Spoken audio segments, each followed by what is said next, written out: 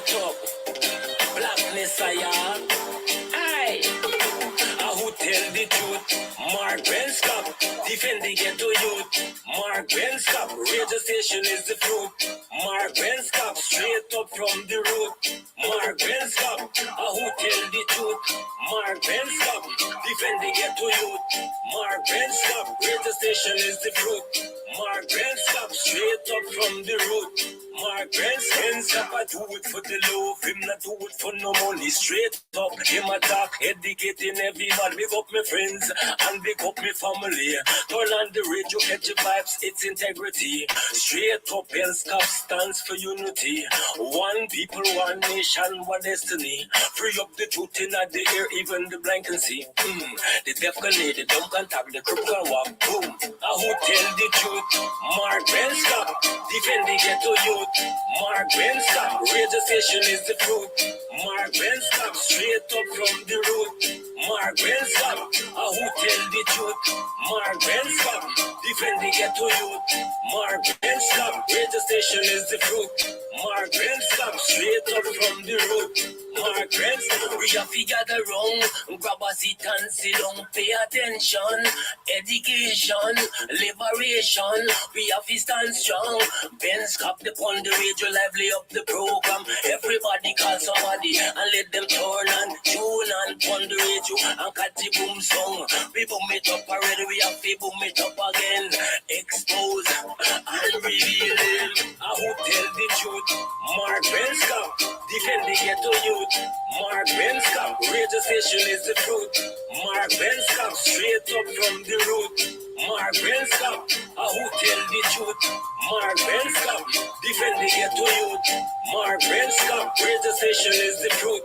Mark Benskop, straight up from the root. Mark Benskop, I do it for the love, him not do it for no money. Straight up, him attack, educating everybody. Big up my friends and big up my family. Turn on the radio, catch your vibes, it's integrity. Straight up, Benskop stands for unity. One people, one nation, one destiny. Free up the truth in the air, even the blind can see. The deaf can hear, the dumb can talk, the crook can walk. Boom. Who tell the truth? Mark Benskop, defend the ghetto youth. Mark Benskop, radio station is the fruit. Mark Benskop, straight up from the root. Mark Benskop. So, this is attorney Shellen Washington, owner and founder of the Washington Law Firm, located at 455 Utica Avenue in Brooklyn, New York. We're specialized in medical malpractice, personal injuries, matrimonial law, and landlord and tenant. If you're in need of legal representation, please give us a call today. The number to call is 718-877-3100. Consultation is free at no cost to you. So call us today to see if we can be of any assistance to your legal needs. Again, the phone number to call us is 718-877-3100.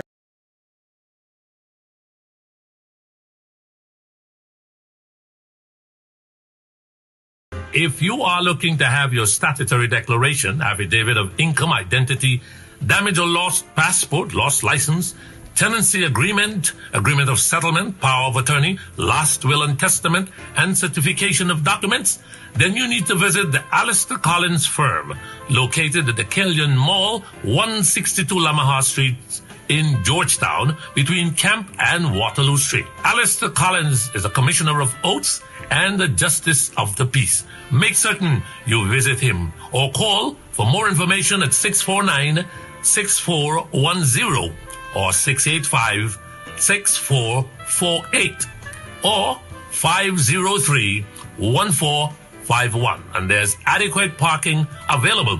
Go down to the Alistair Collins firm and have all of your legal issues settled and brought to the fore. Alistair Collins firm. Contact them at Alistair Collins firm.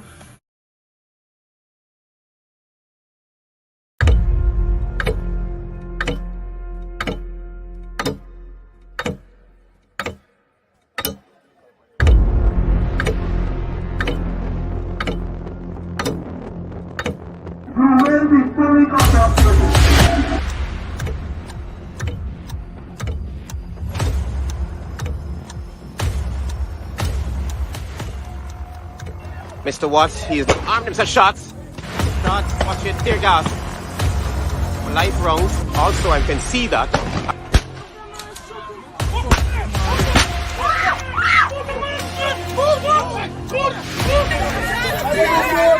Just for Quendon!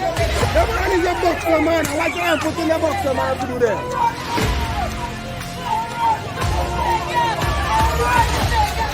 But since my question there is no, you come on the East Coast. You listen to me. Right?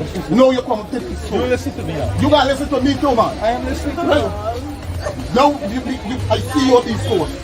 The day when they get a protest of them, the next day, that's when you see one bigger heads come up to talk to my family. Right? And that's bad. If we didn't do a protest, you want to see nobody for justice. You see? I'm not holding back nothing. I'm not holding back nothing. I just need justice for my family.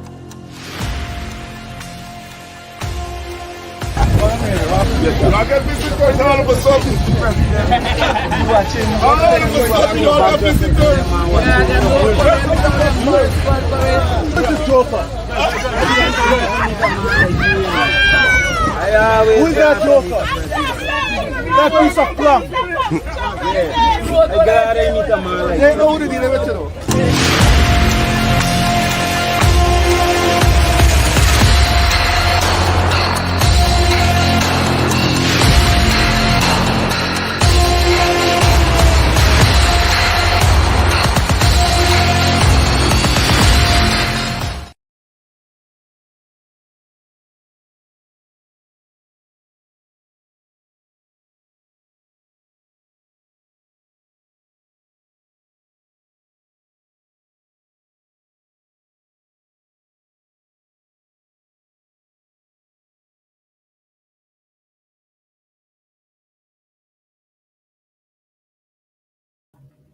Good evening. My name is Mark Benshop. It's 8 minutes after 8 o'clock Eastern Standard Time. It's 8 minutes after 9 o'clock in Guyana.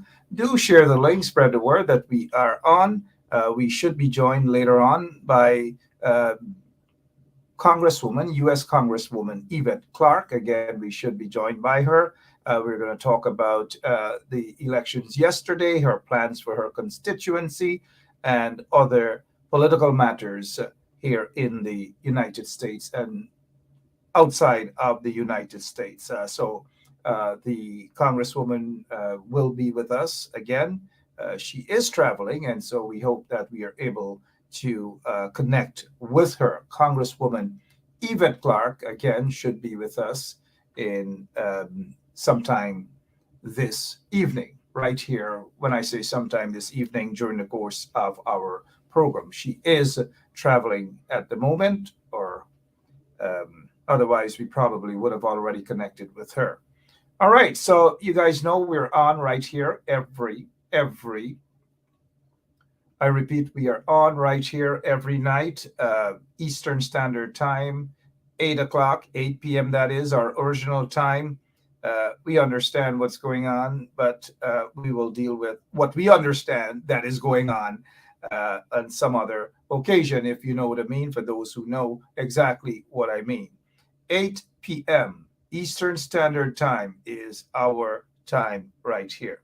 And so anyone attempt to infringe on our time, pretending that we're all on the same side, well, it is what it is, if you know what I mean. It is what it is. All right, so enough of that. Good evening to all of you. Lots of things happening. It looks as though out in Atlanta there will be a showdown. There will be a showdown for that Senate seat out in Atlanta. That football player, the guy with a couple of abortions and all these manner of things, and the hypocrisy. There is a showdown by the Reverend Warlock. There is a showdown, in other words, a runoff. And of course, in the runoff, I hope many of you would urge your relatives and friends out in Atlanta to go out there and vote so that the Reverend would be able to be reelected. That is what it is, reelected. And that is what we want, for him to be reelected. There's there's this song. You guys help me out. All of you guys. There's something about reunited, right? All right. So the Reverend Senator wants to be reunited. He wants to be reunited with his friends, them, and his colleagues in the Senate. So allow him to be reunited. Give him that opportunity to be reunited.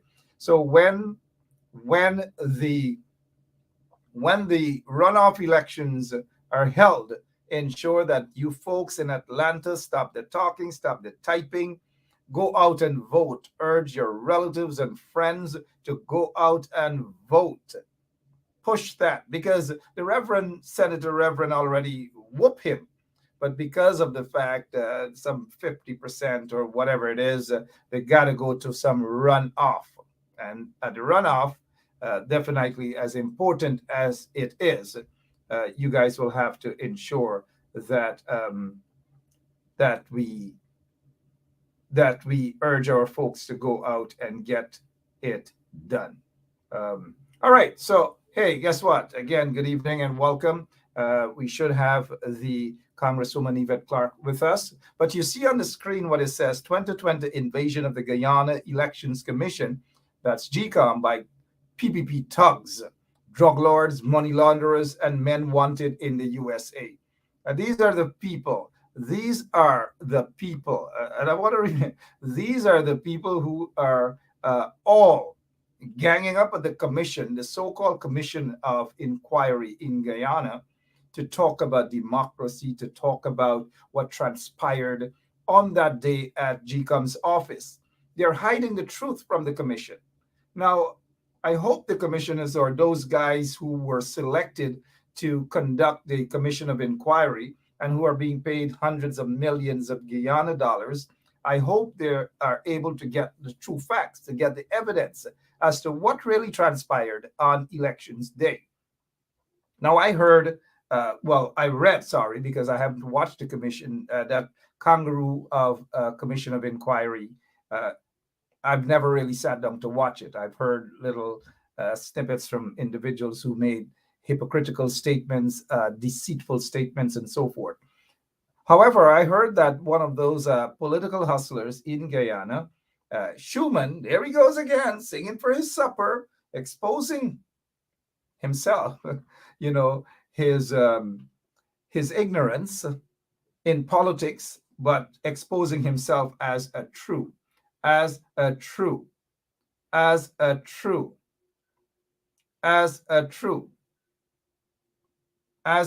soup drinker. Now, he said at the Commission of Inquiry yesterday, Schumann that is, that people wanted, again, listen to this, that people wanted to kill. They wanted to kill the chairman of the Guyana Elections Commission, Claudette Singh. Controversial chairman of the Guyana Elections Commission, Claudette Singh. Now, this is the first time I'm going to actually agree with Schumann that people wanted Claudette Singh dead, the chairman of the Guyana Elections Commission.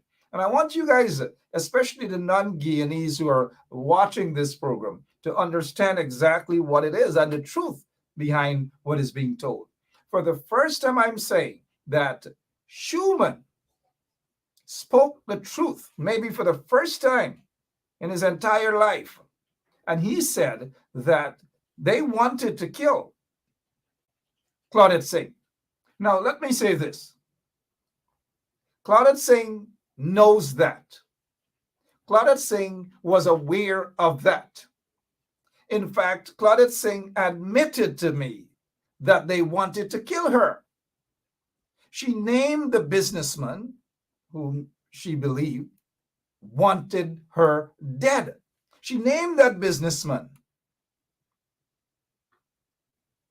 And I have the evidence of what she said. And I will air that for you guys to hear yourselves, that Claudette Singh knew that they wanted her dead. And not coalition people, not coalition lawyers. Again, I have the evidence for that, of what Claudette Singh said and what she believed. So forget about these guys jumping on the stage at the Commission of Inquiry and talking, as we say in Guyana, Jim Cock bring Ram Goat story. In other words, for those of you who don't know what Jim Cock bring Ram Goat story means, it means a bunch of baloney, a bunch of lies. Lies, lies, lies. And every time they go to the Commission of Inquiry, this so-called Commission of Inquiry, you guys calm down. I will air that audio recording where Claudette Singh said, and she named the businessman who wanted her dead. I will do it. So you guys calm down, calm your blood pressure down a little, and let's focus on some other things for tonight. The Congresswoman Yvette Clark should be on with us just around 8:30. Just around 8:30. Yeah, just around 8:30. 8:30 New York or Eastern Standard Time. Eastern Standard Time. All right. Sorry about that. The Congresswoman is going to be on with us just around 8:30. 8:30, the Congresswoman will be on with us. But before we get to that, look, I want to show you guys a tape that the PPP, they don't want the world to see. They don't want the Commission of Inquiry to get these sort of evidence. And so they got to the court, they got to the Commission of Inquiry, and they said that they can't find a video recording of what happened at the Guyana Elections Commission on Elections Day. Just imagine they can't find it. You guys remember the police, the Commission of Police and others said the same thing about a press conference they had, a police press conference about the Dion Bascom situation, that detective who exposed them and their corruption and their lies. And so in court, they said they couldn't find the video evidence of that. They can't find it. So in or at the Commission of Inquiry, a couple days ago, guess what? They're singing the same tune. They can't find it. They don't know where it is. They don't have the video recording as evidence to show. But you know why they don't want to show it? Because it implicates them storming the office of Guyana Elections Commission on Elections Day, threatening individuals, threatening police officers, threatening the lives of workers there at GCOM, including the chairman of the Guyana Elections Commission. Now, I've noticed one particular guy who is now being described as a civil society activist. Suddenly, a civil society activist, Nigel Heinz, I've asked Nigel Heinz to come out and speak the truth on what really transpired that day, because Nigel Heinz was part of that mob that stormed into the Guyana Elections Commission's office. Now, I want to show you guys that video evidence. I have the videotape. But the police force of Guyana can't find it. GCOM officials can't find it. Claudette Singh and her chief elections officer don't know where it is. And so they got there at the Guyana, at the Commission of Inquiry, and said, we don't know this. But I have it. I have the video recording of the Commissioner of Police, the acting Commissioner of Police press conference, but they don't have it. The police do not have it, but I have it. Guyana Elections Commission doesn't have the evidence when they stormed into GCOM's office, threatened the lives of individuals. Now they don't have it. But I want to say,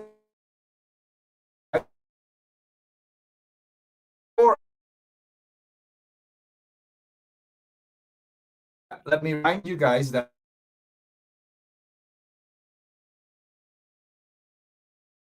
8:30. That's right. Coming up at 8:30, Congresswoman Yvette Clark. Congresswoman Yvette Clark will be with us right here on 107.1 FM. Congresswoman Yvette Clark, she was re-elected yesterday. Good thing. Good thing for the Caribbean. Good thing for Guyanese community. Good thing for America. Congratulations to the Honorable Congresswoman Yvette Clark. So now, here, let's get back to this video evidence before we get on to the Congresswoman at 8:30. That's Eastern Standard Time. Here is the evidence. We'll play it for a couple of minutes. But sorry, before we get to that, let's have a little laugh at the expense of the guy who thinks that he is the superb political pundit in Guyana. Far from it. Freddie Kissoon, a couple days ago, said, this is what he said. Letitia James is going to lose tomorrow, meaning on Elections Day yesterday. Big article in the Kaiser News. Big headline. Big article. Letitia James is going to lose. But look at who won. If our operator can just remove that, look at who won. 7 projected winner, Letitia James, 70.8% of the votes. 70.8% of the votes. In other words, this guy lost by almost, almost 500,000. Almost 500,000 people. He got beaten, badly beaten in his own district. That's in Queens, badly beaten by Letitia James. But yet this neophyte, this political neophyte, Freddie Kissoon is saying, oh, Letitia James is going to lose. Now, who got the last laugh, right? Congratulations to the Attorney General on a second term as Attorney General. Oh, gosh, and this red waves, right? Red waves, probably red waves as probably talking or meant Jerry Curl. Red Jerry Curl waves. Maybe that's exactly what happened. But you got the governor now elected, the governor of New York State. Congratulations to her. You have Letitia James as the token. Sorry about that. Bad connections in Guyana. Congressman Hakeem Jeffries re-elected, Congresswoman Yvette Clark re-elected, and others. But the battle is out there in Atlanta. And then again, we have the first African American elected as governor of Maryland. Congratulations. Congratulations. And that's just the third African American to be elected as governor. Could you believe that? In 2022, the third throughout America? I don't know. Oh, gosh, maybe one day Yvette Clark, Congresswoman Yvette Clark, should run for governor of New York State. Maybe she should. Congresswoman, let's see. Maybe you should someday. All right, so let's get to that video evidence of the storming of GCOM, the Guyana elections, the Guyana Elections Commission. Here goes.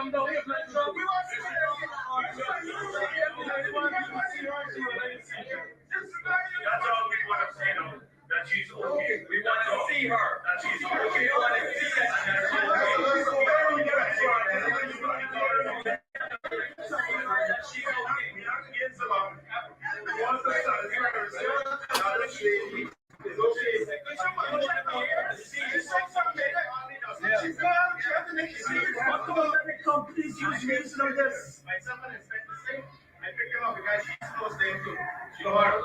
She called and I keep calling her all the time since then. I get her. So whatever she has, I get she always answer me. International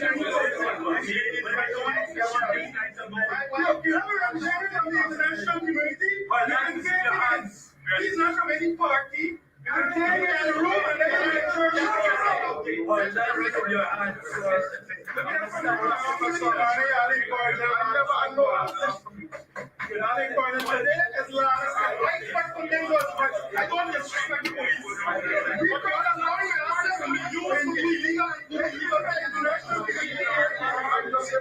Police will not be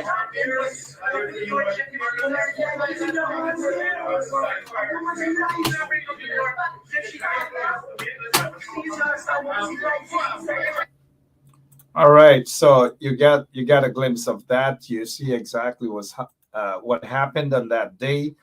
Nigel Heinz, I've called on Nigel Heinz to explain because he was there, and the wounds are still fresh. Allegations of rigged elections. We are seeing all the evidence. All the evidence is all the evidence pointing in that direction, that they have rigged the elections. And unfortunately, you have a commission of inquiry that is peddling a bunch of lies and misinformation about what really transpired on that day. Claudette Singh was fearful for her life. She was of the view that the PPP wanted to kill her. She did express those sentiments to me. She also named a businessman who wanted her to be assassinated. And so just in a matter of time, that evidence will be presented to you guys. And so Claudette Singh can continue. Claudette Singh can continue to deny. And she has been pulling that shaggy for a while now. She has been pulling that shaggy in saying that it wasn't she. All right, we will continue with that, but we are awaiting the arrival of the Congresswoman, U.S. Congresswoman Yvette Clark, who should be with us any moment now. We are hoping that she will be with us any moment now. We will get into a little bit of U.S. elections, and I've noticed that you guys want to hear who is that businessman. Now, don't run or try to jump to conclusion based on what those guys in the PPP and at the Commission of Inquiry into the elections, the 2020 elections. Don't buy into their propaganda, please. Just don't buy into that. Every night we are exposing them and what they're about. Just like what happened in Queens with the hypocrites who went out there and like one particular individual, Vishnu Mahadev. We'll just play that for a quick 30 seconds and so that to remind you of the lies and the hypocrisy and all these manner of things. Here goes. Let her know you cannot make statement about a foreign government when you're just a local elected official. She wants to stabilize and totally elected government. That is unfair for her. Rickford Burke cannot be a consultant for her because he is ill-informed. He's always biased and jaundiced. We need to stand up and let her know it is unacceptable. She needs to issue a press release before Tuesday to let us know where she stands on this.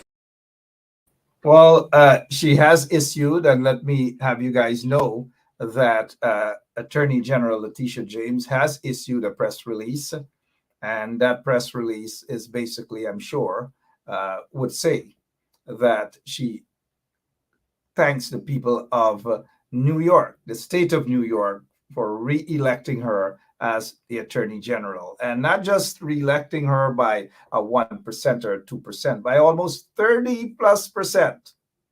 70+% of the votes. And so that's the only press release. Just imagine these individuals believe that they could just hop on social media or wherever it is and just utter these nonsensical statements, particularly about things they know nothing about, absolutely nothing about. I really want to say more. I want to talk more on the issue. I will, though, because I know the U.S. Congresswoman is preparing to come on live with us.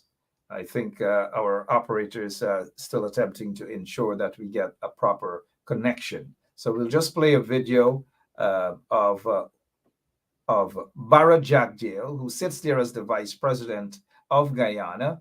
We will play that video and again let the world see and hear about the allegations of corruption, massive corruption, as was aired by Vice News, a U.S. media entity, Vice News, about allegations of corruption between Barra Jagdeo and a Chinese businessman in Guyana.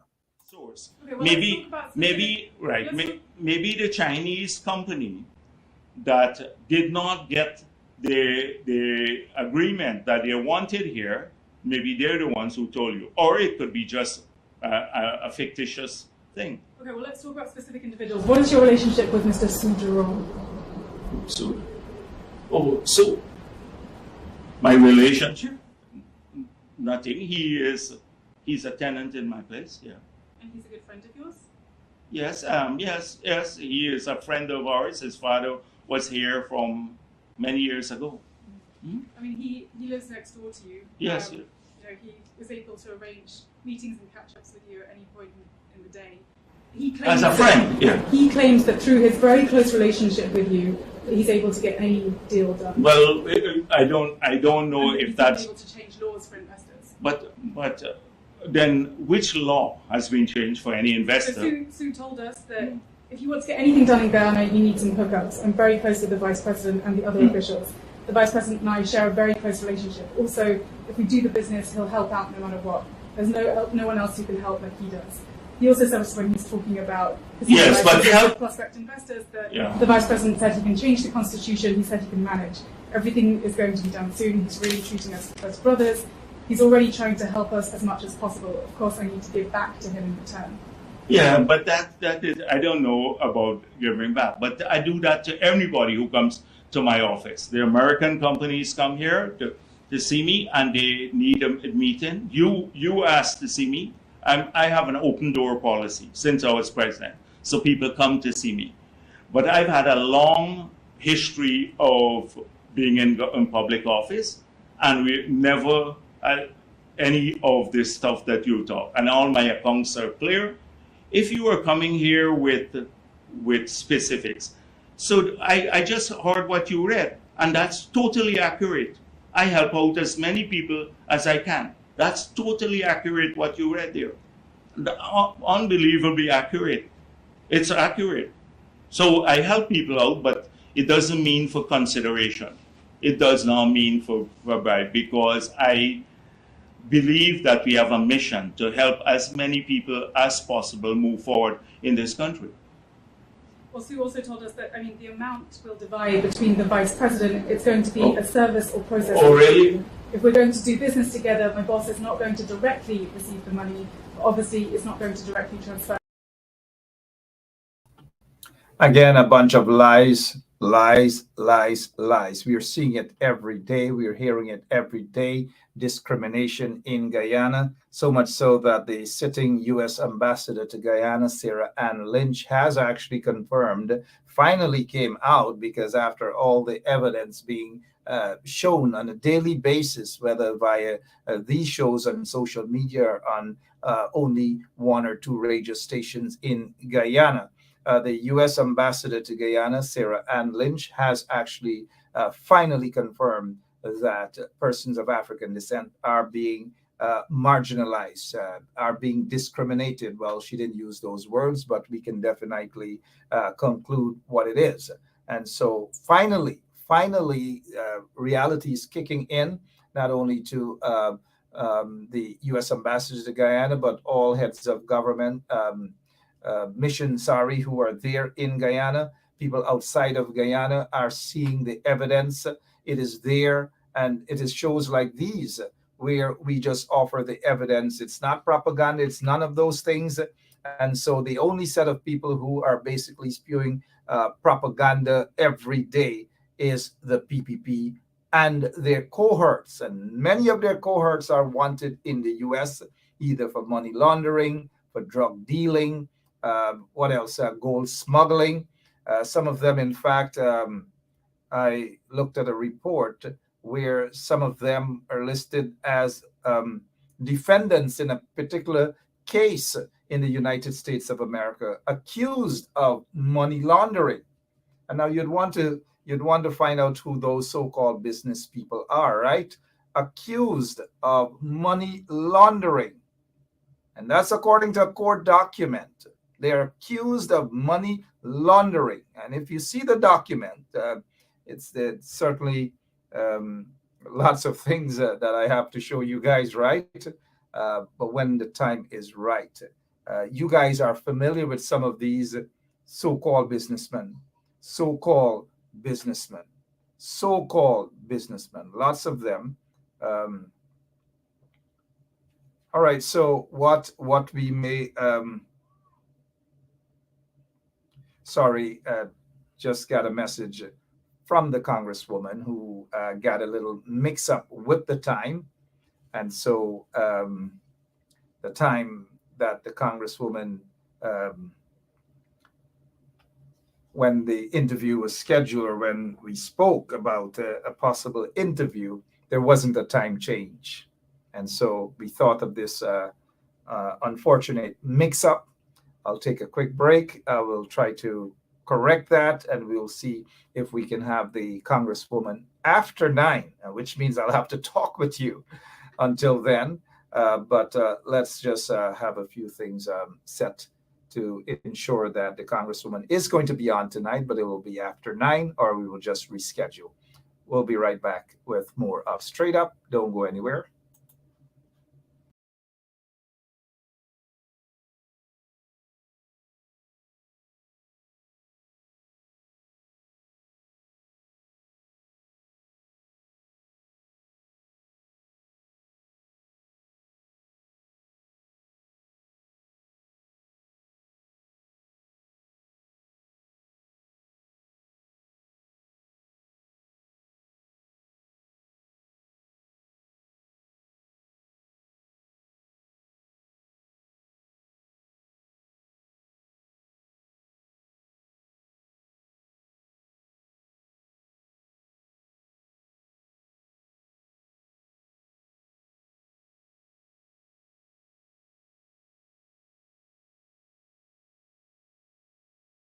Concern, please ask your landlord the press lady for Jeepa. I meant that we you have police are here. I don't have to met on the white as bunch and she pressure everything appreciation cars and as we had a arrangement in place during the election time.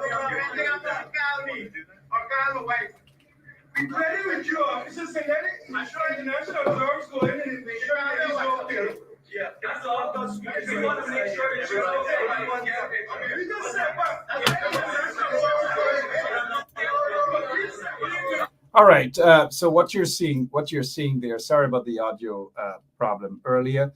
The Congresswoman is going to be on with us after 9, so I'll stick around with you guys. We got to talk, but yes, Congresswoman Yvette Clark will be on. Congresswoman Yvette Clark will be on after 9 this evening. There was a slight mix-up schedule, just to have you know that the Congresswoman will be on at after 9, sometime after 9. All right, so let's continue with this tape so you can see the evidence. This is the evidence that that they claim. They went to the Commission of Inquiry and they claim that they can't find the video evidence. That's what they claim, that they can't find the video evidence. So we have the evidence here. If they want it, we will give the evidence to them free of charge. We're not going to charge them anything. We're not going to tell them to throw anything our way. We will do it on behalf of the Guyanese people, which is what we do almost every day on behalf of you guys.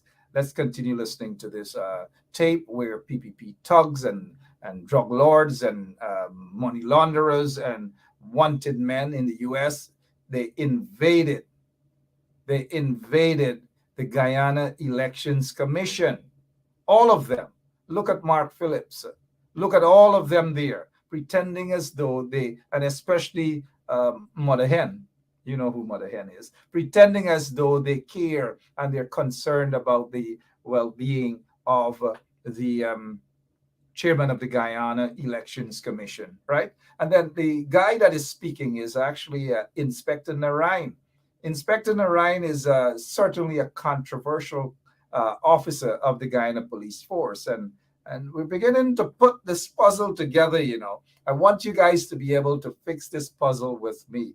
Please let us fix this puzzle. This is not about a rush. This is not about leaving any one of you in suspense.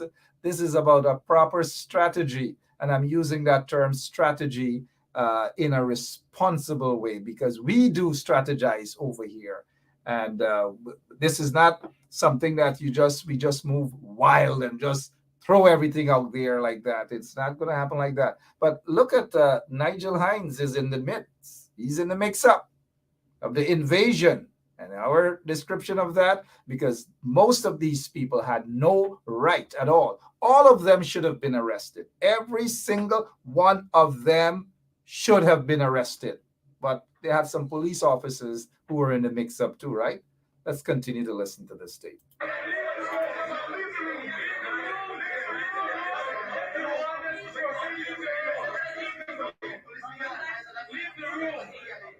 Nobody's gonna storm the door.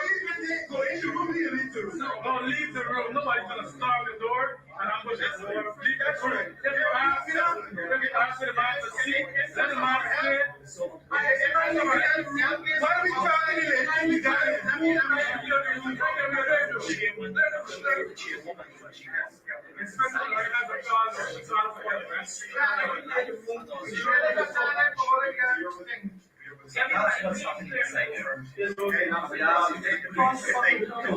All right, you guys see, sorry. You guys see what is happening here, right? Individuals who are observers are in the mix-up, in the midst of everything. Do you think any official, the Guyana consulate or the Guyana embassy, could walk into a polling station or an elections office in New York, in Washington, or anywhere and behave in this manner? Look at what is happening there, and look at what these folks did.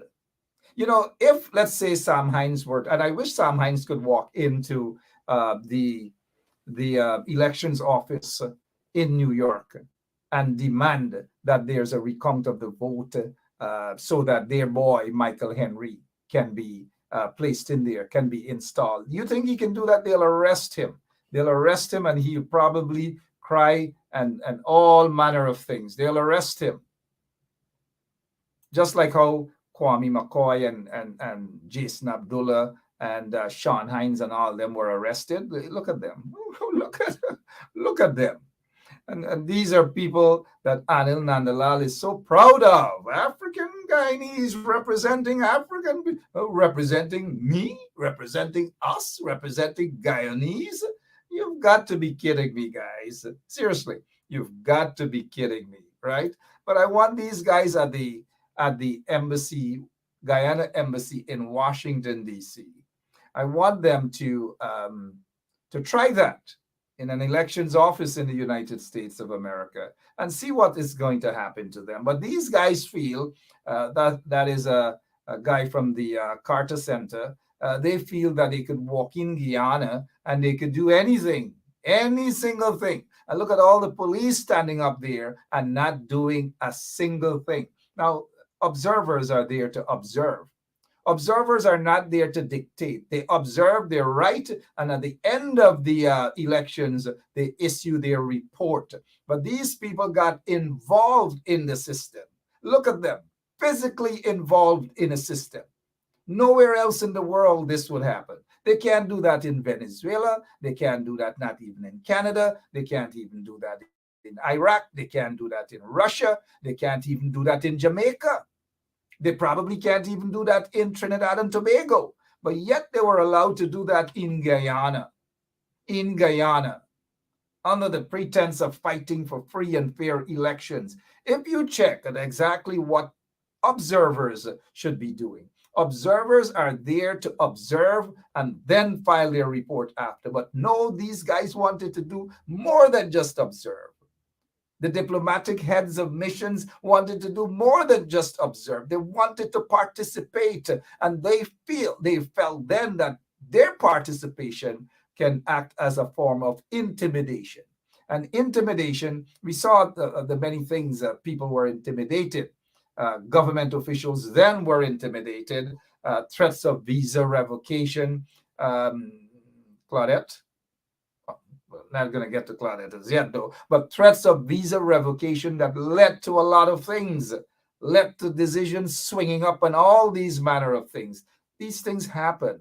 I mean, I felt the pain in Claudette's voice when she was reporting to me to say that one from Duke Street, she coming and see me and she calling me. I don't know why she come in and see me. So, things of this nature. And you wonder, are these people who are judges, who are lawyers and all these things are so timid?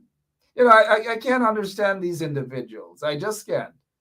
I just cannot understand these individuals. I just can't.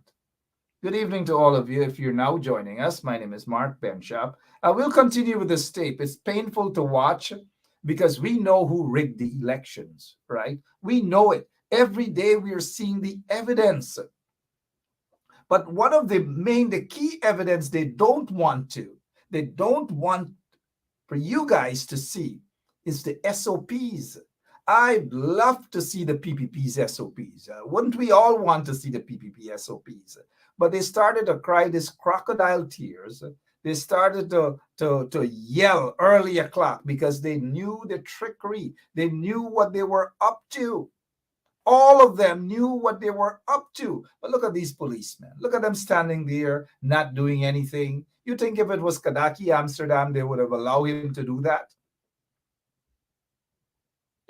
I have gotten arrested in Guyana for less than that, for protesting, standing up against injustices and so forth. But look at what these guys did. These guys invaded the Elections Commission's main office, the headquarters, threatened elections officials, threatened police officers. You heard of that one lawyer that threatened those 3 police women, right? That that Irfan Ali will deal with them. Irfan Ali will deal with you guys.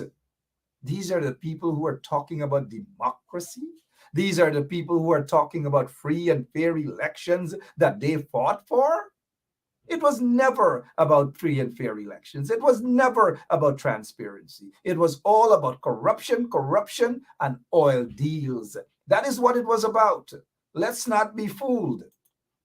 And some of them in the opposition are complicit too. Some of them in the opposition probably got paid off. Some of them probably encouraged their elections agents of the coalition to turn a blind eye while ballot boxes were stuffed with fake votes. We'll continue right there at GCOM's headquarters.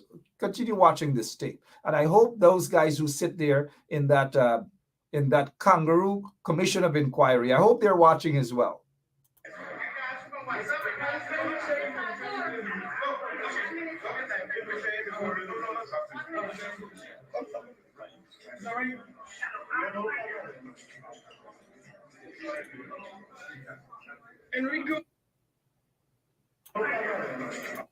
Okay, let's pause here for a moment. That is Inspector Narain.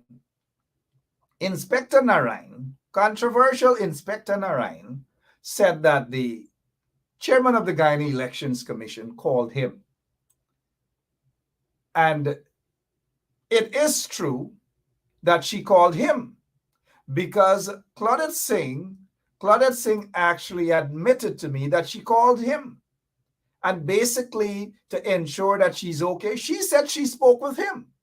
He is saying that he's trying to reach her and he's not reaching her. And so she said that she called him to let him know that everything is okay. That is what she said to me. And you heard him saying that he kept calling and she's not answering. And so all of them rushed down there to save the life of Claudette Singh. Claudette Singh has admitted that her life was never in danger. Claudette Singh has admitted to me that her life was not in danger. And therefore, she believed that her life was more in danger with these guys, not necessarily Narayan, but with these guys who invaded the office of the Guyana Elections Commission. Claudette Singh, if you're watching, come out and speak. Or should I say more? Or should I present more to the public? Come on out and speak. If you can't speak, probably write a letter of resignation, because this thing is going to get hotter and hotter and hotter and hotter. Hotter and hotter and hotter and hotter. That is how it's going to get. Because I know who the liars are. I know who the hypocrites are. And regardless of where I'm at, I will expose these hypocrites, because they hijacked an entire nation. They stole an entire nation. And look at what is happening with our oil wealth. Billions and billions of dollars. Look at what is happening with it. While the ordinary Guyanese people are being taken for granted. The ordinary Guyanese people are punishing every single day. Cost of living gone up.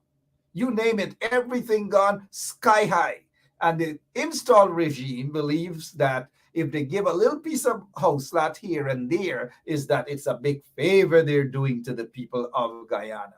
All manner of wickedness. A ministry in a vehicle struck down and killed an individual. And guess what happened? Road drove away. Nothing has happened.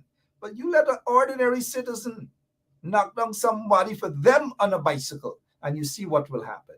The hypocrisy is glaring. Hey, guess what? Let's continue to hear what they have to say at the building that they invaded. And Claudette knows that they invaded GCOM's office. Claudette said that they invaded the office, and she was fearful that they were going to kill her.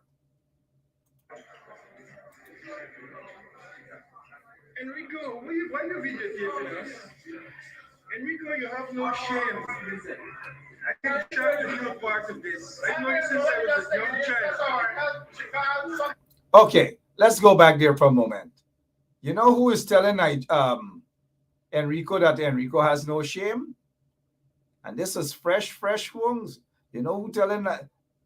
Look at this guy, Nigel Heinz. Nigel Heinz is telling Enrico Woolford that Enrico Woolford, has no shame. You guys see what is happening here? The wounds are fresh. Fresh. Nigel Heinz, shame on you.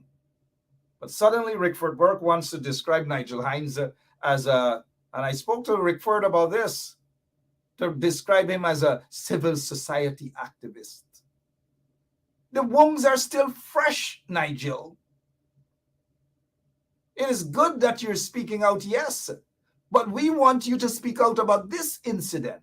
We want you to speak out about the invasion of the office of GCOM.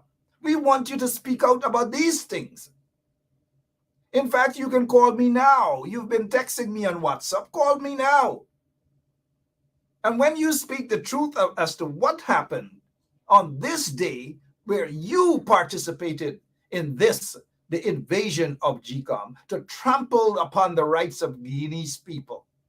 Oh yes, you were part and parcel of this. Calling APNU AFC supporters riggers and all manner of things. The wounds are still fresh, Nigel Heinz. The wounds are still fresh. Come out and speak out. Issue your press release to talk about this event. Don't issue a press release to tell us things that we already know, that there is economic genocide in Guyana, something that Nigel probably was totally oblivious of. Lincoln Lewis was talking about that for years, discrimination for years. extrajudicial killings and all these manner of things, electoral fraud for years under the PPP regime. But suddenly people have a voice suddenly, right? But I'm very impatient, intolerant with individuals who feel that they could just pop up just like that. Now, this is nothing personal against Nigel Heinz. But what he did there, not so long ago, mind you, again, the wounds are fresh.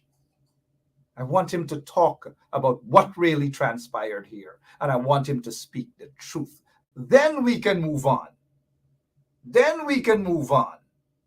But without that, I don't want anything to hear anything about any sort of discrimination coming from the mouth of Nigel Heinz. Let's go back to the tape, please.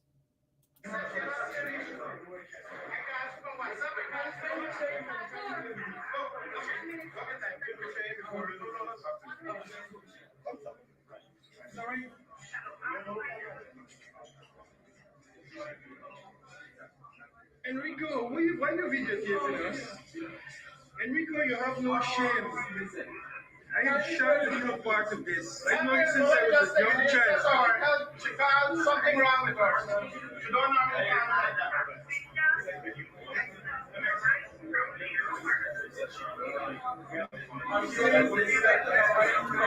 We go outside. They broke the door.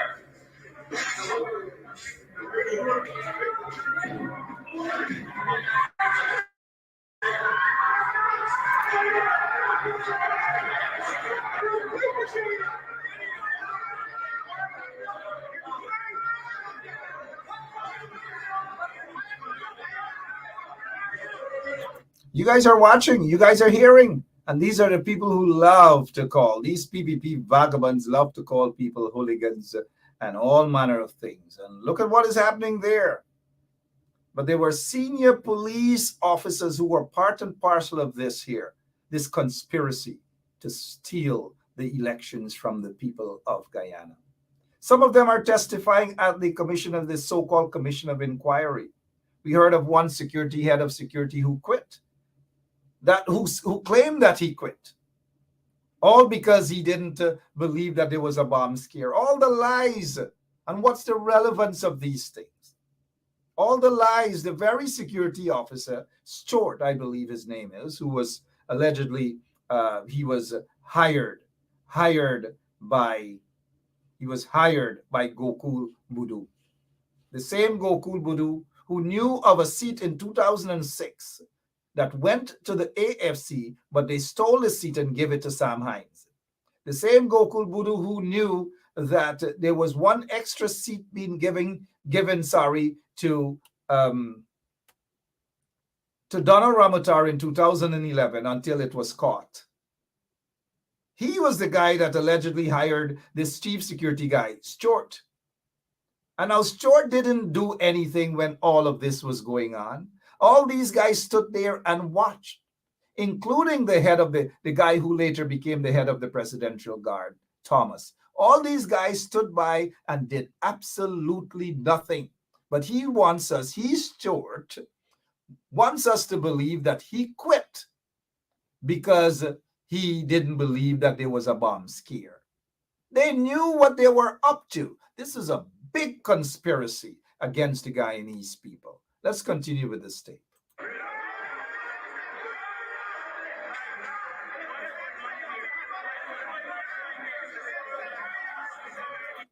You take a look at Nigel Heinz. You see what he aiming for? Aiming for the door. Blood in his eyes. Elections, according to him, rigged. No evidence, no nothing. Absolutely nothing. But the wounds are still fresh, Nigel Heinz. The wounds are still fresh. But this is not just about Nigel Heinz, you know. Look at the other individuals there. And look how the police are not doing anything. But poor Kadaki Amsterdam, Lil Peace Kadaki Amsterdam with a mouth, a loud hailer, got arrested for nothing other than standing up in front of GCOM's office, speaking the truth. But the police, they're not doing anything here at all. Let's continue. You guys here.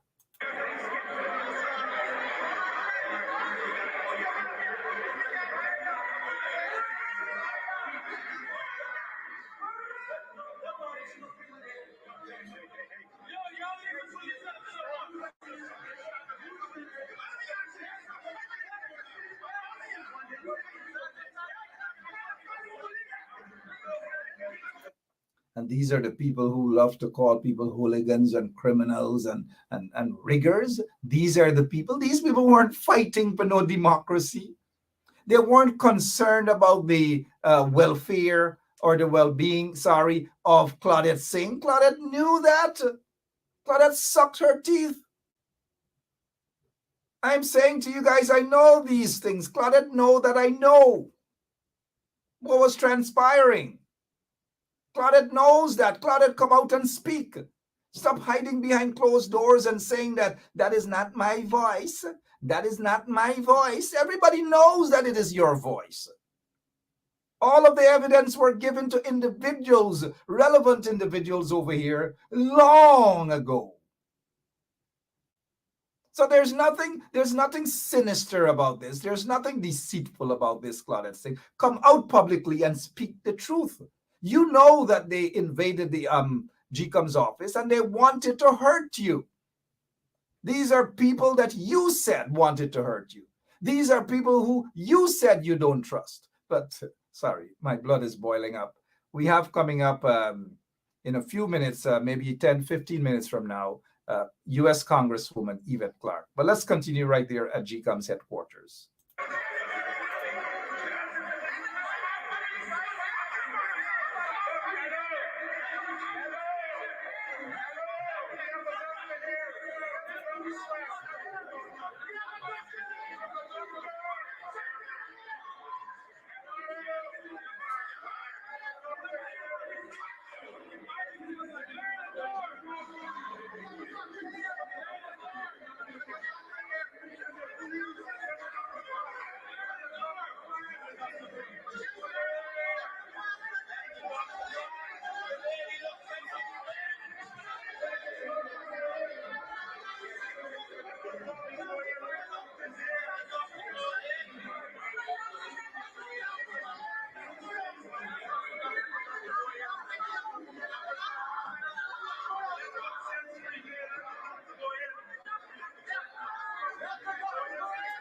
They want a doctor to go in. The woman never called for a doctor. The woman was okay. The woman doesn't have to say that she's okay to these vagabonds. The woman was fearful for her life because of these vagabonds. Jack Dale was out there. Jack Dale is no friend of Claudette Singh. In fact, according to Claudette Singh, she hates the last bone of Barra Jack Dale. At least that's what she said to me. I don't know whether it was a game she was playing. She's been saying that to me since 2001. Claudette, we've had a lot of private and secret meetings, right? Since 2001. But I'm sitting and waiting for you to respond, to say something. Stop saying behind closed doors that I'm lying. Stop it. Because you're going to just make me throw everything out of the bag out there at once. I don't want to throw everything at once, right? So stop it. But these people wanted to hurt Claudette Singh. And that is why I want Nigel Heinz to come and clear the air. Don't go on any other program because you're not going to be able to clear the air there because they're not going to be able to show you some evidence. They're not going to be able to ask you the proper questions in clearing the air on what transpired on this day. Well, let's continue with the tape.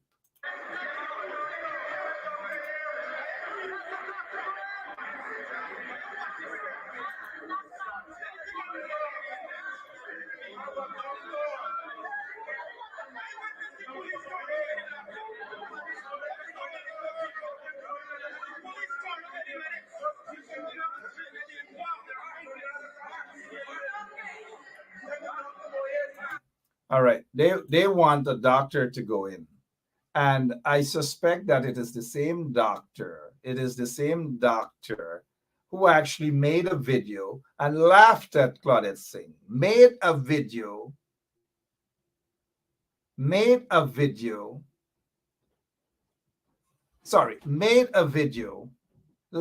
at Claudette Singh. And that's how these folks are. That is exactly what happened. Made a video laughing at Claudette Singh, and then he was the doctor, I believe, or one of them, PPP guys, who were basically begging to go in and ensure that Claudette Singh was okay. You guys see what's happening, right? I hope you guys understand exactly what transpired on elections day. But you're not going to be hearing that at the Commission of Inquiry. You're not going to be seeing those sort of things. Why? Why you're not going to be seeing those sort of things? Because they want to hide those things from you. They want to hide not only that from you, they want to hide the they want to hide the SOPs. They want to run away from the elections petition. All these things they want to do. Run away from all these things. Why do you think they want to run away from these things? Because they know the truth. They know the truth. They know what it's about. And so they are going to basically try to bring up Jim Cock bring Ram Goat story, as we say in Guyana, right? Jim Cock bring Ram Goat story. That is what they want to bring up. Anyways, be reminded by we are going to be joined by the Honorable Congresswoman Yvette Clark. I have some questions for her, but I must apologize. There was a mix-up with the time because of the time difference. The time was pushed back by 1 hour, and so there was a bit of mix-up. And I want to apologize for that, and I also want to apologize on behalf of the Congresswoman not being able to make it at 8:30, but she is going to be in maybe about 10 or so minutes from now. So please bear with me. I have some other stuff that I want to show you. In the meantime, I'm running through some of your comments, but I have another piece of evidence to show you guys, and that is where, that is where you have the guy who they wanted to go in there. I presume the doctor wanted the guy who they were shouting at to go in. I want you guys to hear what he had to say about this whole thing, right? That's the doctor there. You guys can remind me of what his name is, but we want to play exactly what he said about what happened on that day when the GCOM's office was invaded by some PPP thugs and drug lords and so forth and so on. This doctor spoke about what transpired.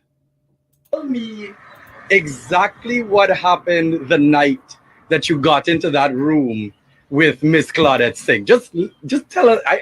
Here you go. He'll give you guys an update of all that drama that occurred that everybody was all up in arms about. It's a very famous story, and we got it out there. Basically, what happened that night is that got pushed in, went in the door, and pushed in the other door. It was a room within a room. Pushed in that door, and I saw Miss Claudette Singh there. She had about 15 to 25 persons in there with her, some in plain clothes and some in their police uniform. And she was standing at the back. She was looking very frail. She was looking very weak. The room was very, very hot.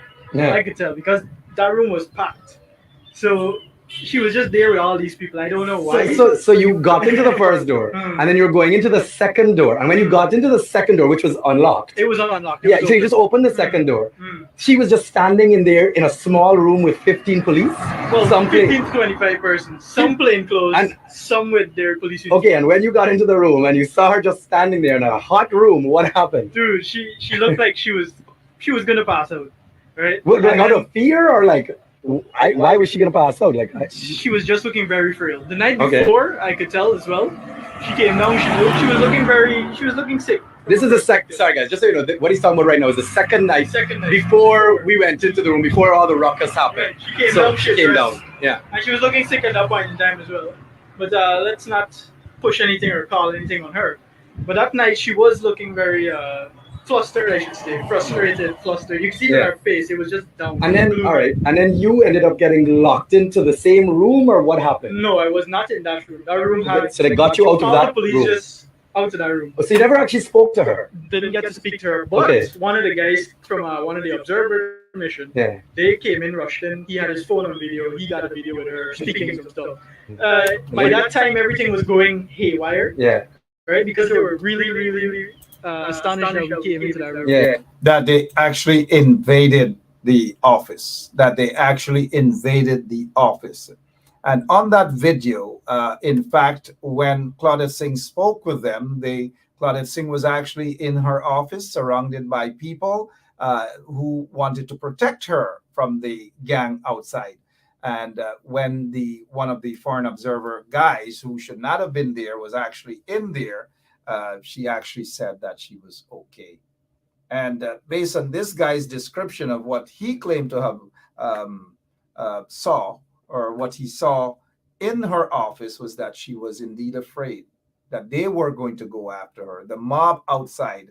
And that is why I want Nigel Heinz to actually say exactly what transpired. There were some people there who wanted Claudette Singh dead. There were some people there who wanted Claudette Singh dead. And Claudette Singh was more fearful for her life than those outside. And so she was surrounded by individuals in there to protect her. Members of the Guyana police force who protected her. Not so long after she kicked out the Guyana members of the Guyana police force, a few weeks after or so, she kicked them out. She said she doesn't want their security. She doesn't want their security. That was a couple of weeks after, and or maybe a couple of months after. She doesn't want them as their security. And they're the ones who actually saved her life from the thugs who invaded the Guyana Elections Commission's office. Those hooligans who invaded the Guyana Elections office. But it's painful to even listen to this guy, even as he showed up at the Commission of Inquiry to talk about the incident that is totally irrelevant, that the guys who are heading the Commission of Inquiry there probably must be laughing. And in fact, not only laughing at silly Guyanese people, but they're laughing all the way to the bank. They're making hundreds of millions of dollars in this farce of an elections commission inquiry. That is what it is. And so I'm glad that we were able to show you guys the evidence, real evidence as to what has transpired during the course of elections. And so far, we have been consistent with our story. And the only sad situation is that there are some members of the opposition who also have some sort of evidence, but for some inexplicable reason or so, they just don't want to deal with that. But I'll keep my mouth shut for now. We're expecting the Honorable Congresswoman, U.S. Congresswoman Yvette Clark, to be on with us. She will be on shortly. I want to ask her a little bit about the elections here in the United States of America and the possible showdown for that elections, the showdown out in Atlanta for that seat, that Senate seat, that could be the seat that will make that difference for the Democrats in the Senate. So we will be joined by her shortly, the Honorable Congresswoman Yvette Clark. And let's go back to this laughable story, laughable headline in the Kaieteur News by Freddie Kissoon. Freddie Kissoon said Letitia James is going to lose tomorrow, meaning yesterday.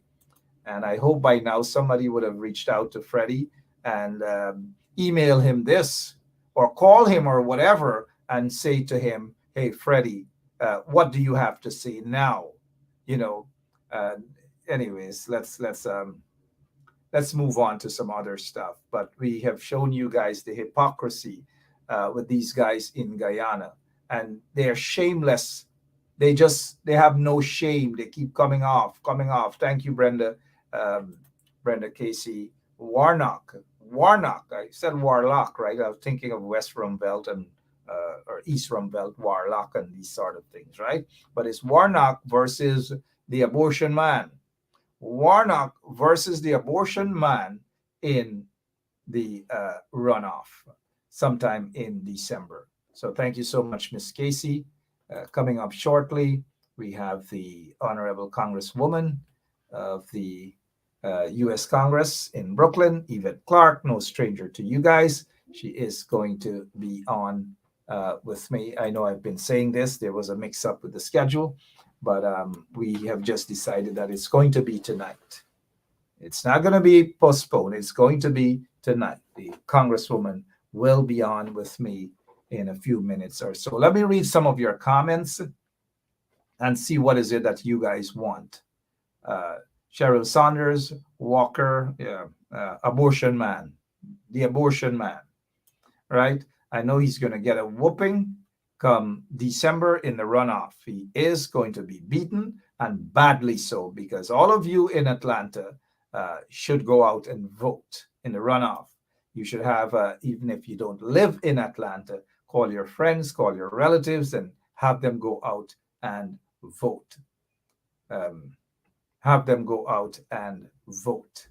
All right, so let us see what else we can talk about. We already spoke about the fact that these three guys were arrested for throwing filth. Freddie doesn't want to accept that it was number two that they actually threw in his face. It's number two, because a lot of us helped clean him up. Lots of us helped clean him up. And for months, Freddie complained that he could still smell whatever it is that they threw, and he knew exactly what they threw in his face. These guys were arrested. They were charged. Sean Heinz is behind. In the middle is Lick Lip, and in front is Bigger Lick Lip. And that is exactly who these guys are.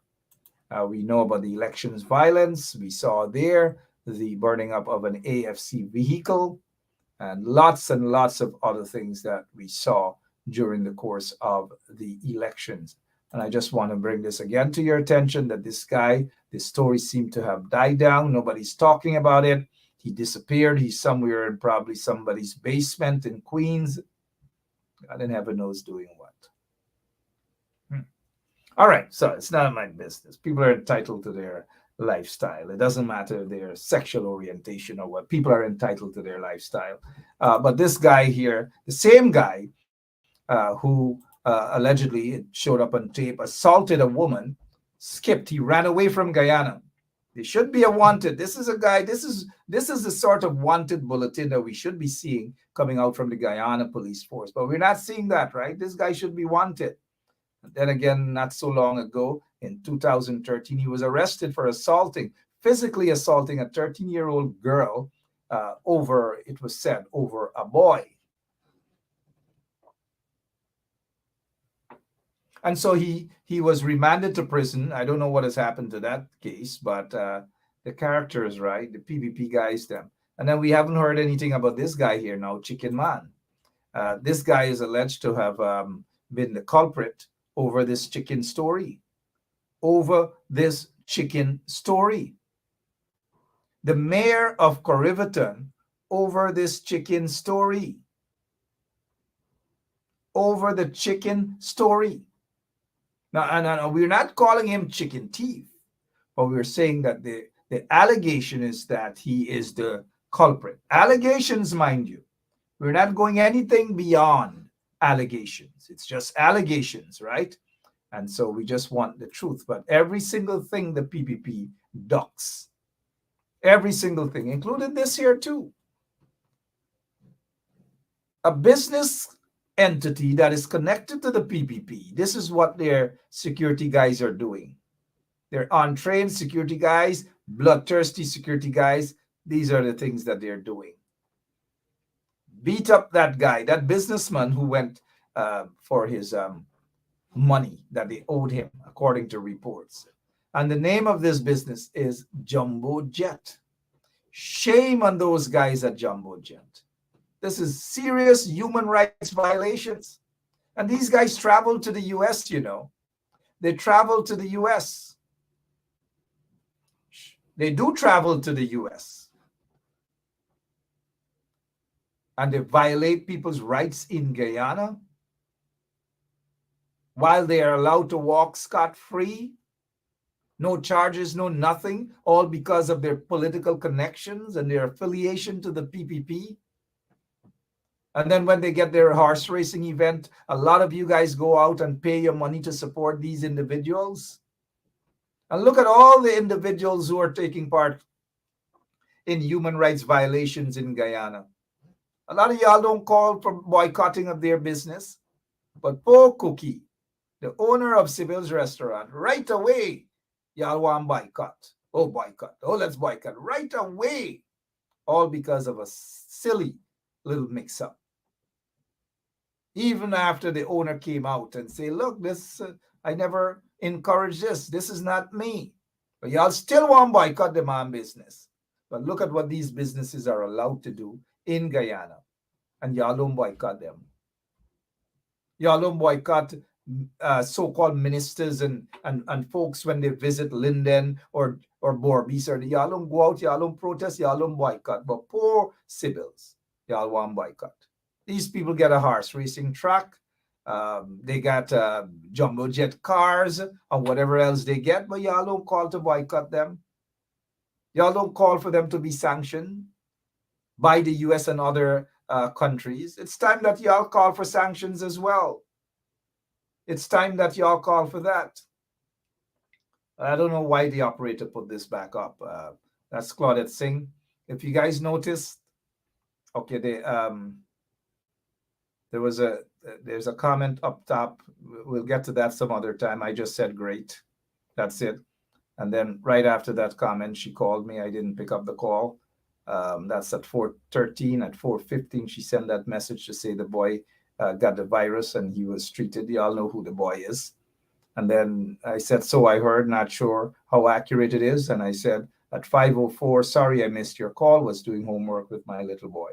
Of course, not all the time that when she called, I took the call. And, she's denying that is her. She's still denying that it's her. All right, we should be joined shortly. Again, my apologies. We should be joined shortly by the Honorable Congresswoman, Yvette Clark. I'm looking at some of your comments. Steady Vibe Spark says, boycott the PPP. Elections, right? That's how you boycott a corrupt political party. That's how you boycott a dictatorship, by voting. And you ensure that you go out in your numbers to vote. So when they rig by 15 or 25,000 votes, you must be ahead of them. 50,000 extra of you guys got to go out and vote. Lee Zeldin looks to block Governor Kathy Hochul's path to history in New York. So there is going to be a court matter. I'm not sure how far it's going to go in terms of the governor of New York being blocked. Her opponent has not conceded, and they seem to be heading down to a bacchanal. And wherever Sam Heinz is, I hope Sam Heinz will go down. I hope Sam Heinz will go down and walk into the Elections Commission's office or the elections office somewhere in New York. Let him go. Let him try that. Let him try that. We'll be right back, and hopefully by then, in another couple of minutes' time, we'll be joined by the Honorable Congresswoman, Yvette Clark. We'll be right back.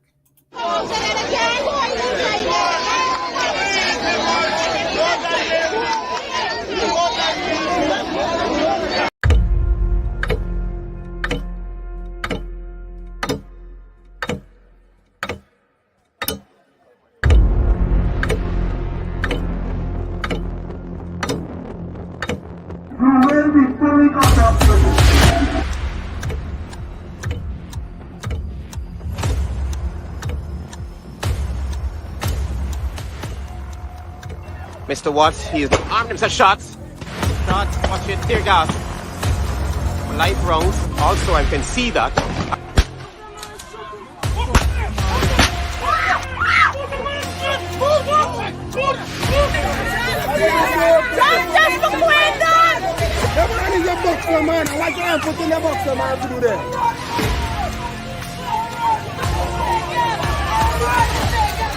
But since my cousin there, you know you come on the East Coast. You listen to me. Right? You know you come to the East Coast. You listen to me now. You gotta listen to me too, man. I am listening to right? you. Now, I see you on the East Coast. The day when they get a protest of them, the next day, that's when you see one bigger heads come up for talk to my family. Right? And that's bad. If you didn't do a protest, that you want to see nobody for justice. I'm not.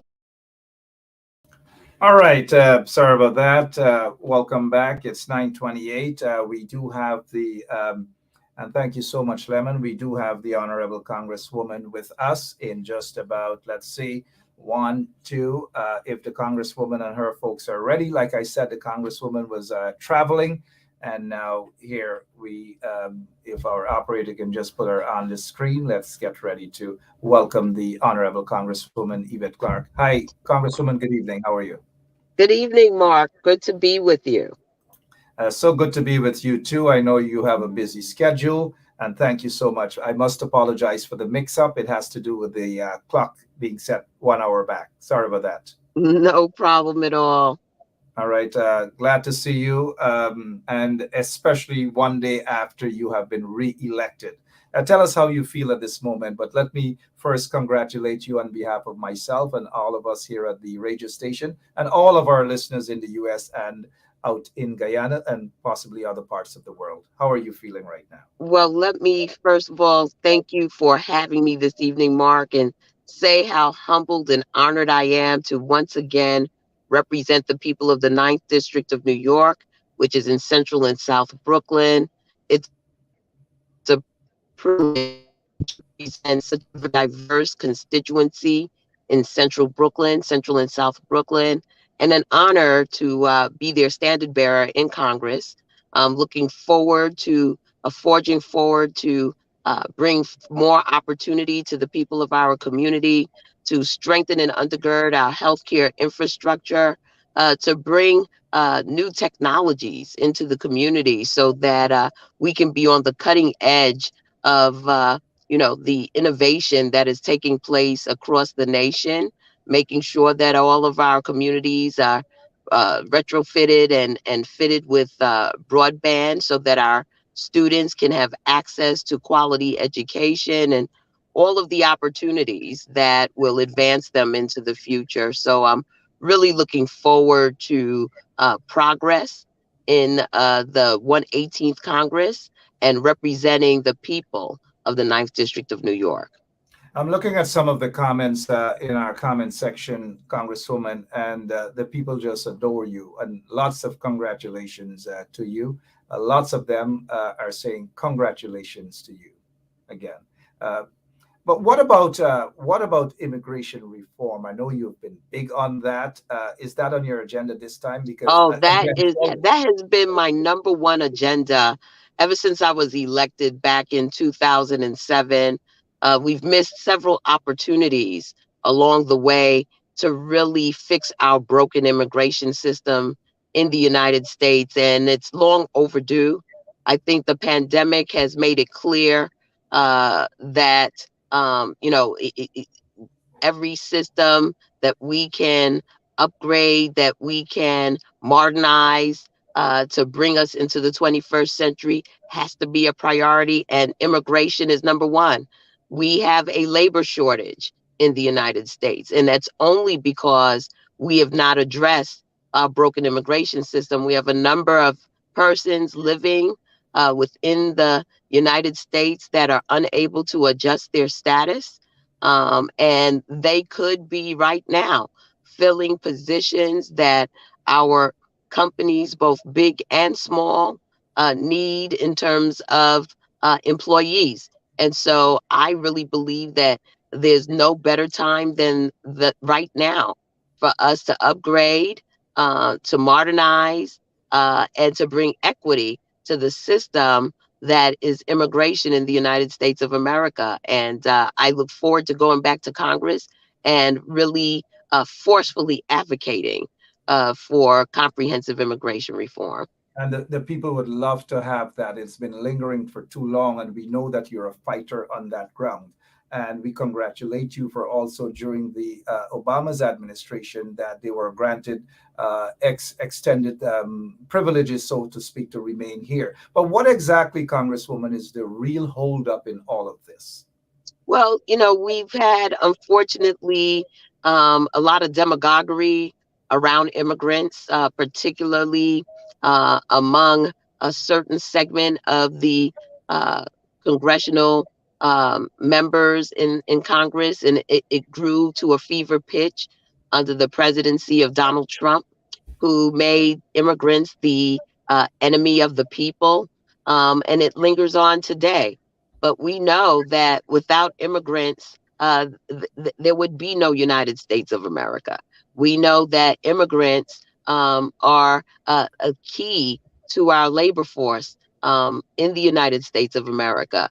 Everything from our agricultural sector to our hospitality sector to our healthcare sector is underpinned by those who have come to our shores seeking opportunity.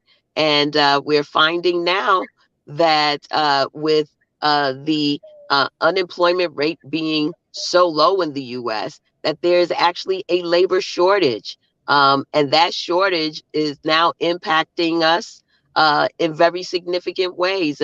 To a large extent, it plays a part in what has become an inflation issue because, there isn't enough individuals who are taking on the positions that are made available.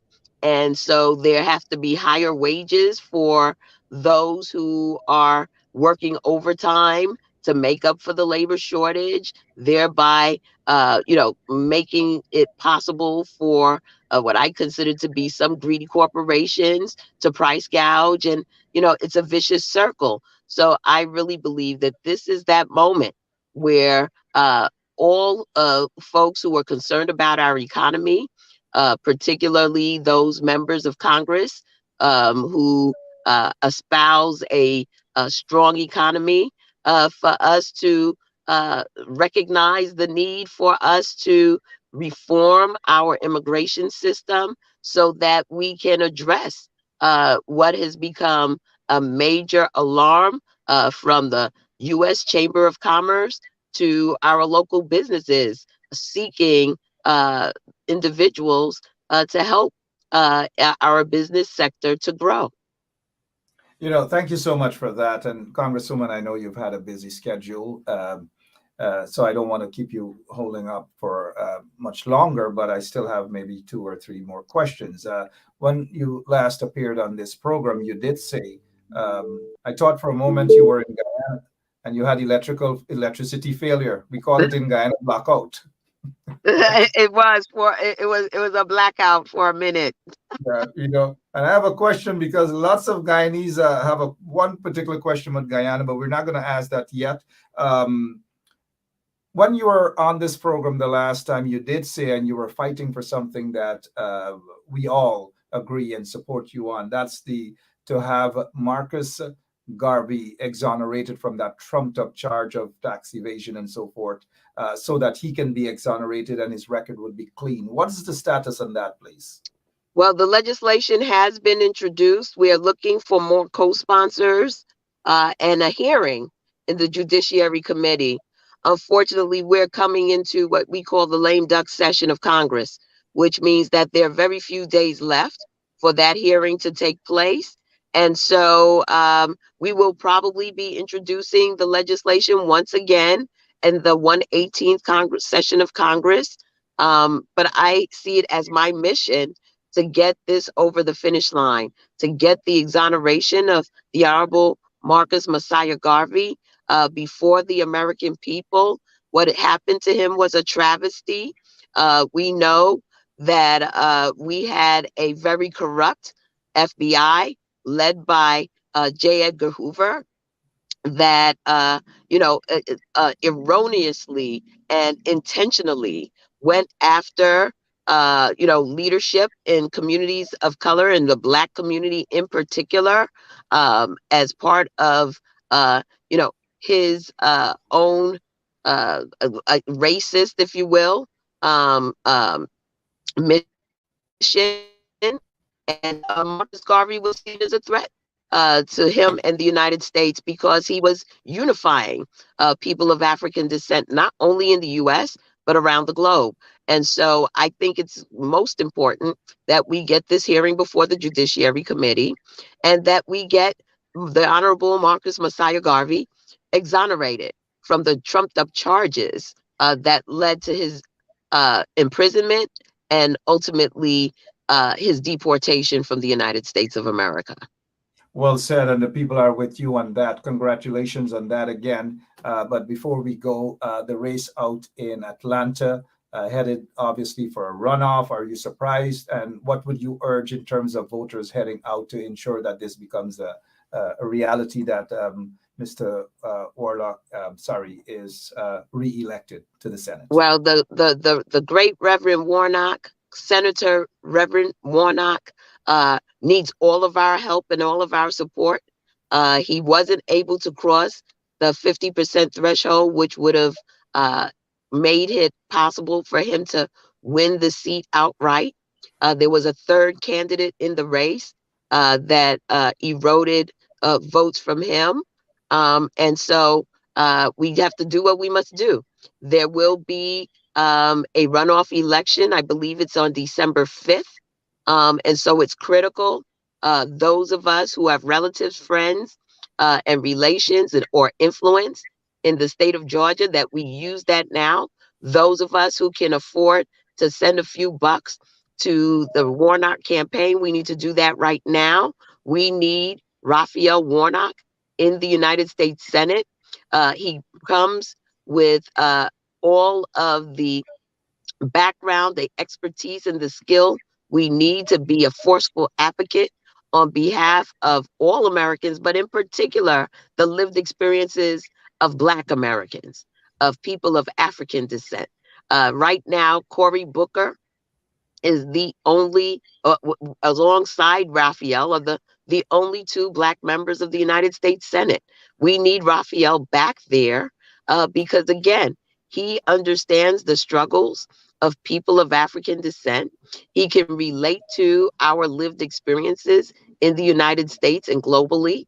And I think it's critical that we not allow this race to be won by someone who looks like us, but is there with others' agenda.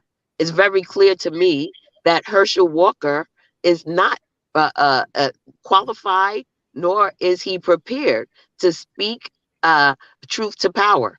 He has been propped up, pushed forward by Donald Trump, and clearly has no independence in terms of how he views the lives, the livelihood of people of African descent. And so it is critical that we get behind forcefully the people of Georgia so that they can go out and vote for Raphael Warnock. Well said. Are you surprised at the outcome of the elections? And do you believe more should have been done by people going out to vote? I mean, you have been reelected. Congressman Hakeem Jeffries reelected. Attorney General Letitia James reelected, and others re-elected, and some elected. But are you surprised at the outcome, or more should have been done? Let me say how grateful I am that the people of the 9th District of New York came out full force to re-elect me, and in so doing, helped to elect the first woman governor of the state of New York, the Attorney General, the first Black woman Attorney General of the state of New York, the second Black man to serve as Lieutenant Governor of the state of New York, and that there has been a record turnout. The midterm elections this year, something that hasn't been seen in over 40 years. We have done something miraculous. We have preserved our democracy, and I am grateful to the people of my district who came out to vote, alongside all of those who sacrificed the time to exercise their franchise and to save our democracy. It's not 100% what I would have wanted to see occur. Certainly, I would have wanted the House of Representatives to retain the leadership of the Democratic Party, and we're still waiting to see results there. But it looks as though we may not retain that leadership. However, the margin of victory for the Republicans is so slim that they will not have the opportunity to run roughshod over the American people over the next 2 years. So we have an opportunity to continue to build and to move forward and to strengthen ourselves for the 2024 elections. So let me just say how grateful I am. We had a record turnout in this year's midterm elections, something that we have never seen before. The American people, the Democrats in particular, and those allies who were independent and who may be even Republican, came out and did what needed to be done to stop a lot of these ultra MAGA elected officials from seizing power in our nation, which is what was critical to our democracy. And we remain a beacon to the rest of the world of what a democracy is truly about. And we can build from here, which is critical. Absolutely. Congresswoman Yvette Clark, re-elected yesterday, and she has been the congresswoman there in that district in Brooklyn since 2007. She continues to represent the people, all the people in her constituency. Lots of them Guyanese as well, lots of Caribbean people. Lots of Guyanese, lots of Guyanese. But you did say that in the history, two African-American to be elected as lieutenant governor. Don't forget David Patterson was the first. And so we have three. Oh, absolutely. That's right. Yeah, absolutely correct, Mark. I stand corrected. It was Lieutenant Governor David Patterson, then Lieutenant Governor Brian Benjamin. Now we have Lieutenant Governor Antonio Delgado. And I know you knew that, but sometimes it's happened. You've had a busy schedule. Well, I know that David rose very quickly to become our governor, so I kind of skipped over his initial entree into the leadership there. Are you surprised, Congresswoman, as to the defeat of Stacey Abrams? We really wanted her to be the governor. But yeah, I really did. There was a really concerted effort on the part of sort of the what we call the unseen hand of financial donors on the Republican side to really flood the zone with money. We saw that happen here in New York State, and it happened across the nation in many races. So for Stacey, she still stands out as a leader par excellence. Were it not for her efforts in mobilizing, organizing, registering voters in in Georgia overall, we would not have a Raphael Warnock. We would not have an Ossoff who now serve in the Senate. The state of Georgia would not be purple right now because of her efforts. She already has a place in history, and Stacey Abrams still has work to do.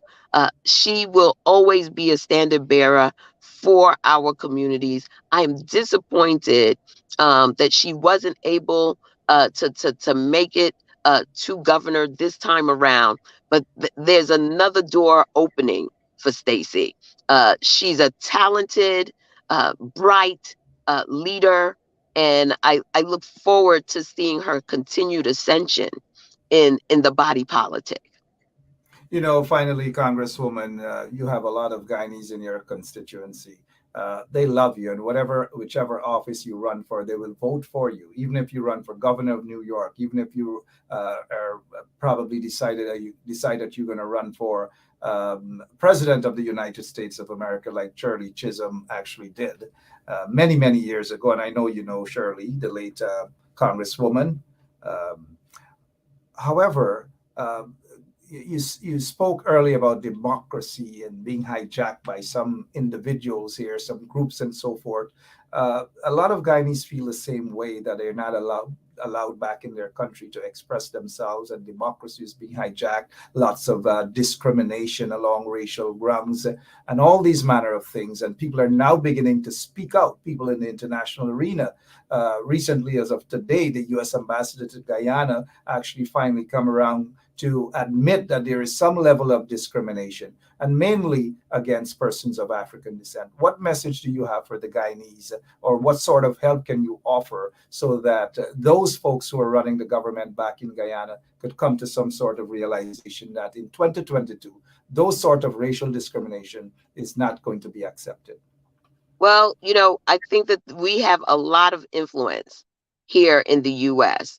There's a lot of U.S. corporations that are making investments in Guyana, and we need to use our influence. Guyanese Americans are probably some of the most influential people in the world, in that they sit in the seat of one of the most influential nations in the world.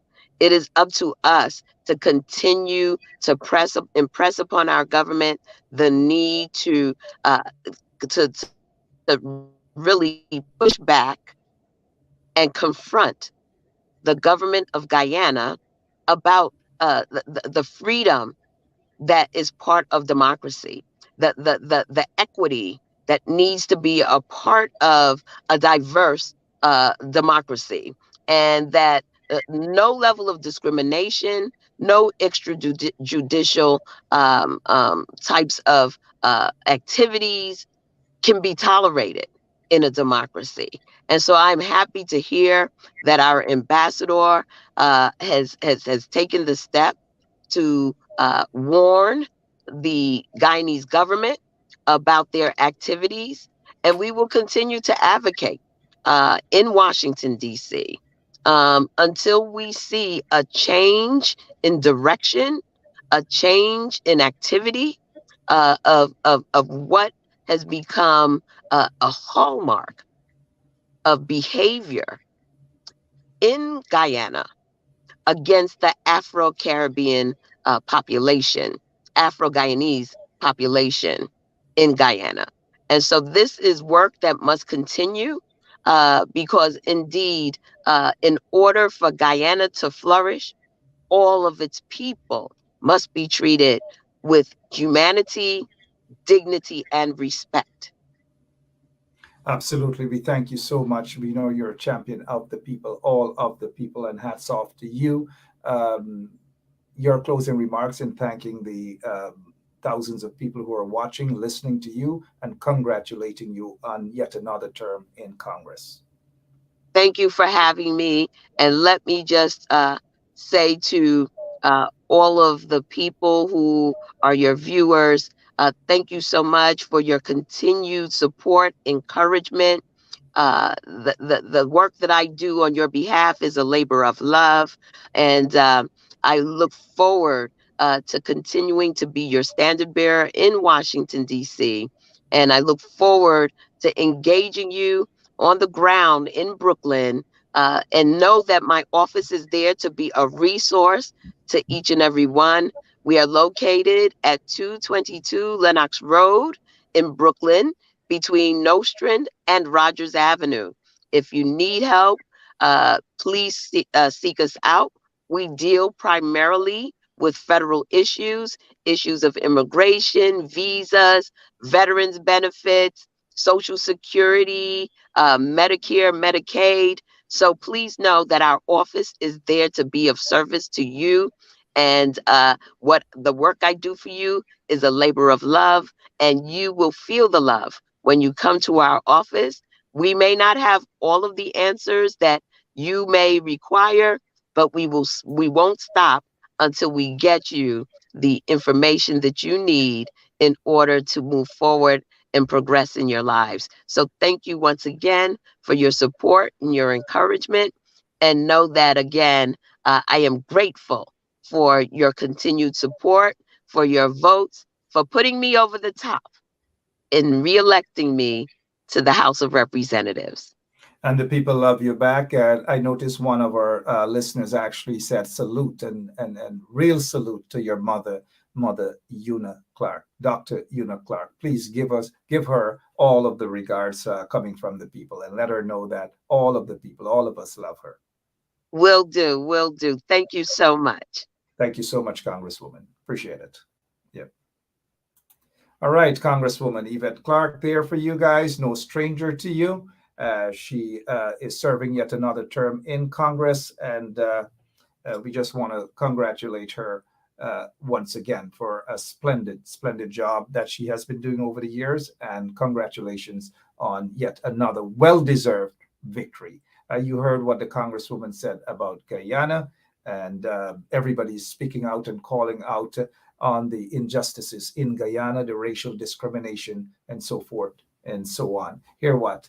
We have been on long enough this evening, just because of the little mix-up with the scheduling on our part, and we decided to ensure that we have the Congresswoman on this evening instead of putting it off for some other time. We wouldn't dare do that to our Congresswoman.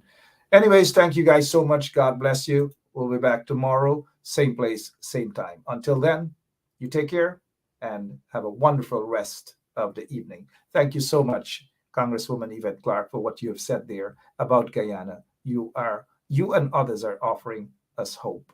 You and others are keeping hope alive. Thank you for joining with us, and thank you for ensuring that you speak out against all forms of racial discrimination and injustices in Guyana and, of course, in the United States of America. Thank you all so much. God bless you.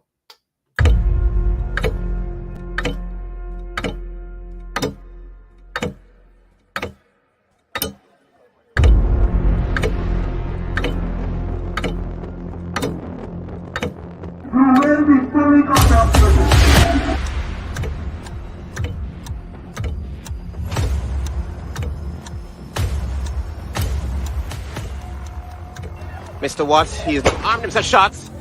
Start watching tear gas. Live rounds. Also, I can see that.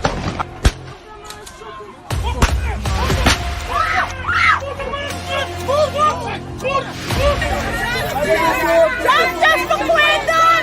The man is a boxer, man. I like him putting the boxer, man, to do that.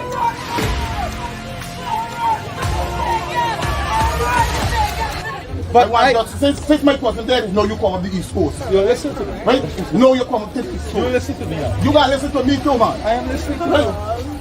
No, I see you on the East Coast. So, this is attorney Shellen Washington, owner and founder of the Washington law firm located at 455 Utica Avenue in Brooklyn, New York. We're specialized in medical malpractice, personal injuries, matrimonial law, and landlord and tenant. If you're in need of legal representation, please give us a call today. The number to call is 718-877-3100. Consultation is free at no cost to you. So call us today to see if we can be of any assistance to your legal needs. Again, the phone number to call us is 718-877-3100.